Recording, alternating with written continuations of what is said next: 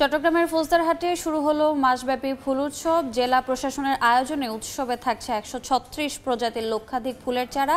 সেখানে আছেন সহকর্মী শফিকুল আলম। সরাসরি যাচ্ছি তার কাছে। শফিক, ঐতিহ্যবাহী চট্টগ্রামের ডিসি পার্কে যে মাসব্যাপী ফুল উৎসব সেটি শুরু হয়ে গেল আজ থেকে। এটি মাসব্যাপী চলবে।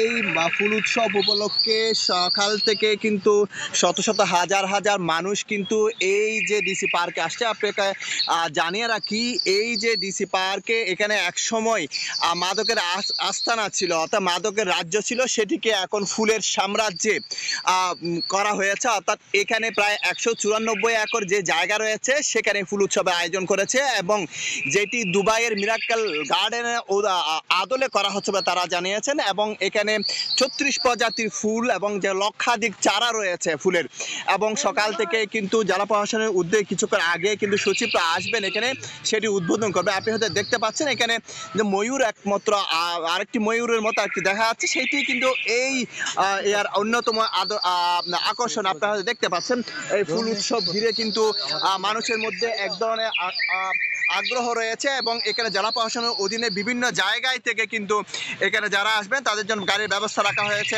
আইন শৃঙ্খলা বাহিনীর তৎপরতা রয়েছে, এবং এখানে বিভিন্ন স্টল রয়েছে। বিশেষ করে যারা জুলাই অভ্যুত্থানে যারা নিহত হয়েছেন এবং জুলাই অভ্যুত্থানে যারা আহত হয়েছে তাদেরকে স্মরণে এবং তাদের এই যে তাদের ত্যাগ, দেশপ্রেমের তাদের যে ত্যাগ, সেই ত্যাগকে তুলে দেওয়ার জন্য এবারে আয়োজন বলে বলছেন। আমরা একটু দেখানোর চেষ্টা করি যে এখানে চিটাগং যে ফ্লাওয়ার ফেস্ট 2025 লেখা আছে, এবং এখানে সব ধরনের দর্শনার্থীদের জন্য কিন্তু এটি খোলা রাখা হয়েছে। অবশ্যই ঢোকার সময় 50 টাকা একটি টিকিট কিনে কিন্তু তাদেরকে এখানে ঢুকতে হবে, এবং এখানে কিছু সাংস্কৃতিক অনুষ্ঠান হবে, নৌকা বাইচ হবে, পুতুল নাচ হবে, এবং বর্ণাঢ্য নানা প্রোগ্রাম কিন্তু এখানে রাখা হয়েছে। তো সব কিছু মিলিয়ে যেটি বলা হয় মাসব্যাপী যে ফুল উৎসব সেটি শুরু হয়েছে, এবং আগামী 4 ফেব্রুয়ারি পর্যন্ত চলবে। এবং এখানে বৈষম্য শিক্ষার্থীদের জন্য বিশেষ ধরনের একটা যা জুলাই অভ্যুত্থানে যারা শহীদ হয়েছেন তাদের স্মরণে এটি করা হচ্ছে, এবং তাদের জন্য একটা বড় ধরনের একটা স্টলের বিভিন্ন একটা কর্নার ব্যবস্থা রাখা হয়েছে বলে জেলা প্রশাসন আমাদেরকে জানিয়েছেন। এই ছিল আমার কাছে সর্বশেষ তথ্য। সরাসরি ছিলাম ফৌজদারহাটে।